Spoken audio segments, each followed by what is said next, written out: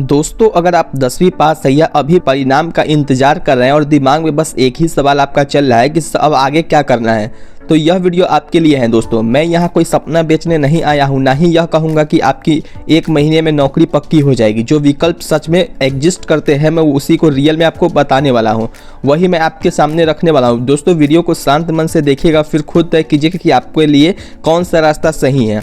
दोस्तों, अब सीधे मुद्दे पे आता हूँ। 10वीं के बाद नौकरी का मतलब होता है कम समय में कमाई शुरू करना, यानी कि लेकिन यही ज़्यादातर लोग गलती कर देते हैं। अगर कोई कहे कि बिना परीक्षा के, बिना मेहनत किए हुए, बिना किसी कौशल सीधे आपको जॉब लग जाएगी, तो समझ लीजिए वो आपको गुमराह कर रहा है, यानी कि बेवकूफ़ बना रहा है। अब मैं आपको वास्तविक विकल्प बताता हूँ। दोस्तों, बहुत सारे ऐसे लोग होते हैं जो क्या करते हैं कि केवल 10वीं पास आउट करते हैं, जिनके पास ऐसा पैसा नहीं होती है, घर की हालात ऐसी नहीं होती कि उनके पेरेंट्स आगे तक पढ़ाई करवा सके। दोस्तों, इसलिए ऐसा कहा जाता है कि जो 10वीं पास कर चुके हैं उनके लिए आगे पढ़ाई कर पाना बहुत ही ज़्यादा मुश्किल लगता है। इसलिए सोचते हैं क्या कि मैं अभी से ही अर्निंग करना स्टार्ट कर दूँ, जो मुझे 10वीं के पास भी क्या गवर्नमेंट जॉब लग सकता है। तो बिल्कुल सही सुना दोस्तों, आपको गवर्नमेंट जॉब लग सकता है 10वीं के बाद। केवल आपको सही डायरेक्शन की ज़रूरत है। अगर आपने सही डायरेक्शन को ले लिया और आपने सही डायरेक्शन के साथ साथ मेहनत करना भी स्टार्ट कर दिया, तो डायरेक्टली आपको 10वीं पास के बाद आपको जॉब लग जाएगा। दोस्तों, सबसे पहला विकल्प की ओर बढ़ते हैं। तो सबसे पहला विकल्प आपके पास है भारतीय सेना। दोस्तों, अगर आप शारीरिक रूप से सक्षम है और अनुशासन का पालन कर सकते हैं, तो सेना एक बहुत ही ज़्यादा आपके लिए महत्वपूर्ण विकल्प रहने वाला है।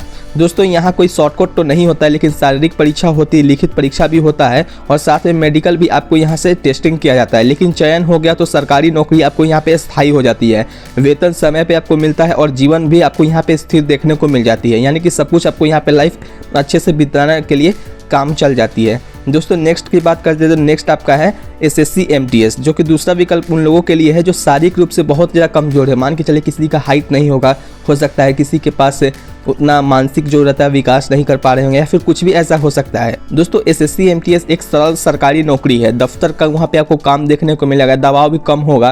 केवल एक परीक्षा होती है जिसमें आपको कोई भी यहाँ पे इंटरव्यू नहीं लिया जाता है, केवल आपको एक एग्जामिनेशन पास आउट करना पड़ेगा, जो डायरेक्टली 10वीं के बाद आपको यहाँ पे हो जाती है और जिसमें आपको लगभग एज 18 साल खोजा जाता है। अगर आपकी एज 18 साल हो चुकी है तो सभी जॉब के लिए आप एलिजिबल रहते हैं। अगर आप शांत और सुरक्षित जीवन चाहते हैं तो यह विकल्प आपके लिए गलत साबित नहीं होगा, ये मेरा आपको वादा है। अगर आप SSC MTS की अगर तैयारी करना चाहते हैं तो नीचे कमेंट करके बताइएगा, मैं आपको नेक्स्ट टॉपिक SSC MTS पे पूरा वीडियो बना करके दे दूंगा। उसका सिलेबस क्या है, स्ट्रेटजी क्या है, कैसे आपको पढ़ाई करनी है, सब कुछ मैं आपको उस टॉपिक में समझा दूंगा। दोस्तों, अगर नेक्स्ट टॉपिक की ओर बढ़े तो नेक्स्ट आपका है तीसरा विकल्प है रेलवे ग्रुप डी। दोस्तों, इसका नाम सुनते ही आप लोगों के मन में आता है कि ग्रुप डी का मतलब है कि केवल जाकर के आपको वहाँ पे काम करना पड़ेगा, लेकिन इसका नाम हर कोई लेता है। लेकिन सच्चाई यह है कि जिसमें आपको सबसे ज़्यादा मेहनत इसी जॉब में आपको करना पड़ेगा, जिसमें आपको लिखित परीक्षा और शारीरिक परीक्षा दोनों आपको पास करनी पड़ेगी और मेहनत आपको सबसे ज़्यादा इसमें लगने वाली है, लेकिन परिणाम भी स्थिर रहेगा। सैलरी की बात करें तो लगभग आपको 25 से 30 हज़ार के बीच में अराउंड में आपको इनहेंस सैलरी आपको स्टार्टिंग में देखने को मिलेगा। बाकी इंक्रीजिंग सैलरी की बात करें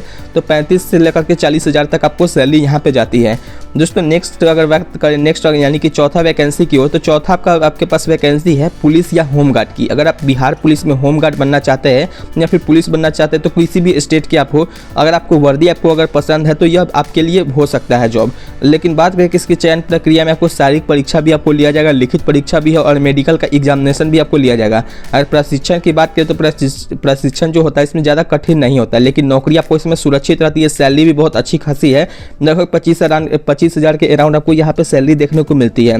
दोस्तों, अगर बात करें कि निजी नौकरी की, यानी कि हकीकत क्या है निजी नौकरी की, यानी कि प्राइवेट नौकरी की, अब निजी नौकरी की सच्चाई भी आप लोगों को बहुत ही अच्छे से मैं बताता हूँ। दोस्तों, नौकरी तो जल्दी मिल जाती है प्राइवेट जॉब में, लेकिन वेतन आपको यहाँ पे सीमित रहता है। इसे जीवन भर का करियर नहीं बनाइए, इसे एक कदम समझिए ताकि थोड़ा आपको अनुभव भी मिल सके। दोस्तों, ऐसा करना इसलिए जरूरी है कि आपको कोई भी अगर प्राइवेट जॉब करते 10 हज़ार से लेकर के 15 हज़ार के बीच में आपको यहाँ पे सैलरी देखने को मिलती है। क्या आप खुद सोच सकते हैं कि क्या 10 से 15 हज़ार में आपका जीवन कट जाएगा? क्या जीवन भर आप यहाँ से खर्च अपना चला सकते हैं? ये सब कुछ सोच समझ कर आप यहाँ पे काम कर सकते हैं। दोस्तों, अगर बात करें तो यहाँ पे जो सरकारी नौकरी के मुकाबले में प्राइवेट नौकरी में आपको जॉब तुरंत मिल जाती है, लेकिन यहाँ पे आपको जो रहता है जॉब के लिए स्थायी नहीं होता है। कभी भी आपको हो सकता है कि जॉब से निकाला भी जा सकता है, इसलिए ध्यान से आपको केवल आप इसमें से चाहें तो आप अनुभव लेने के लिए यानी कि एक्सपीरियंस के लिए आप प्राइवेट जॉब कर सकते हैं, लेकिन आप पूरी जिंदगी भर इसमें जॉब नहीं कीजिए। अब सरकारी जॉब की तैयारी बिल्कुल ही कीजिए। अब एक बात ध्यान ध्यान से सुनिए दोस्तों, आज के समय में कौशल के बिना कोई सुरक्षित नहीं है। अगर आप चाहते हैं कि कौशल की आपको यहाँ पे सीख मिले तो सबसे पहले आपको कौन सा कोर्स करना चाहिए। आप इलेक्ट्रीशियन का भी कोर्स कर सकते हैं, जिसमें इलेक्ट्रीशियन में क्या क्या वर्क होता है वो आप कर सकते हैं। कंप्यूटर में कैसे वर्क किया जाता है उसके लिए आप कर सकते हैं। मोबाइल रिपेयरिंग कैसे किया जाता है, मोबाइल रिपेयरिंग सीख सकते हैं। जैसे कौशल विकल्प आपके पास बहुत सारे हैं, लेकिन आपको किसी पर भी निर्भर नहीं रहने देते हैं। लेकिन दोस्तों ध्यान रखिए कि अगर आप इसमें से जो मैंने बताया उसमें से कोई भी अगर आप कोर्स कर लेते हैं तो कहीं पर भी प्राइवेट जॉब आपको मिल जाएगी, जिसमें अराउंड सैलरी आपको 15 से 20 हज़ार के आसपास आराम से मिल जाएगा। कंप्यूटर ऑपरेटर हो या फिर इलेक्ट्रीशियन की जॉब हो या फिर कहीं पे आप मोबाइल रिपेयरिंग करने जाते हैं। दोस्तों ये 3 से 6 महीना का कोर्स होता है, जिसमें आप सही से अपना सीखना चाहे तो सीख सकते हैं दोस्तों। और कमाई शुरू भी आपको यहाँ पे डायरेक्टली हो जाती है 3 से 4 महीने बाद। लेकिन कौशल ऐसी चीज़ है जो नौकरी के साथ भी काम आती है। अगर आप जॉब करते हैं तो उसमें भी आपको काम आएगा, कोई आपके पास एक्सपीरियंस भी हो जाएगा आप कहीं पे जॉब करते हैं। अब दोस्तों सबसे बड़ी गलती जो लोग करते हैं वह एक नौकरी के लिए पैसे देना। किसी को भी किसी प्रकार की पैसा देने की जरूरत नहीं है। आप खुद सोच के देखिए, क्या किसी को जॉब लेने के लिए पैसा देने की ज़रूरत है? बिल्कुल नहीं। जॉब के लिए आपको किसी को भी पैसा नहीं देना है, चाहे वो सरकारी नौकरी हो चाहे वो प्राइवेट जॉब हो। लेकिन दोस्तों सरकारी नौकरी कभी बिकता नहीं, और जो ऐसा कहता है वह झूठ बोलता है। सरकारी नौकरी कभी भी बिकता नहीं, यानी कि किसी को भी पैसा नहीं दिया जाना चाहिए। तो दोस्तों सीधी बात यह है कि अगर जल्दी कमाई चाहिए तो आपको सबसे पहले आपको यहाँ पे स्किल आपको सीखना ही पड़ेगा। अगर आपके पास स्किल नहीं है तो आपके पास कहीं भी जॉब का अपॉर्चुनिटी नहीं मिलता है। आप अगर कहीं पे फैक्ट्री में वर्कर का काम कीजिएगा तो वहाँ पे एक्सपीरियंस शायद ना खोजा जाए, लेकिन सभी जॉब में जितने भी आते हैं जिसमें आपको अच्छी खासी सैलरी रहती है उसमें आपको एक्सपीरियंस जरूर खोजा जाता है। यानी कि आपके पास अगर स्किल है तो आपको प्राइवेट जॉब मिलेगा। अगर आपके पास स्किल नहीं है तो आपको यहाँ पे आपको जॉब नहीं मिलेगा। केवल आपको 10th और 12th के आधार पे तो आपको जॉब नहीं मिलने वाला है। ये मेरा आपसे पर्सनली सजेशन लगा कि आप सबसे पहले अगर आपके पास कोई भी अगर स्किल नहीं है तो आप स्किल सीखिए। कोई भी स्किल आप सीख सकते हैं जो मैंने आपको बताया है। दोस्तों अगर सरकारी नौकरी चाहिए तो एक आपको डायरेक्शन सही चुनना होगा, उसी पे आपको टिक करके मेहनत भी करना पड़ेगा। ऐसा नहीं कि आज रेलवे की तैयारी कर रहे हैं, कल MTS की तैयारी की है, कल किसी और जॉब की तैयारी करिए, फिर किसी और जॉब को, तो इधर उधर आप सिर्फ भटकते रह जाएंगे। तो केवल आपको समय बर्बाद होगा और यहाँ पे आपको कुछ भी नहीं हो पाएगा। दोस्तों बस यही तक था आज का वीडियो। सच कहूँ तो मैं यह प्रारूप आजमा रहा हूँ, सरल बिना दिखावे के। अगर आपको लगा कि बातें सच्ची थी और थोड़ी भी कम काम की आपको लगी होगी तो लाइक कर दीजिएगा, ताकि मुझे समझ आ सके कि ऐसे वीडियो जारी रखने चाहिए या फिर नहीं रखने चाहिए। कमेंट में लिखिए कि आप 10वीं पास हैं या अभी परीक्षा देने वाले हैं। और अगर आप चाहते हैं कि आगे भी ऐसी सच्ची करियर मार्गदर्शन मिले तो चैनल को सब्सक्राइब जरूर कर लीजिएगा।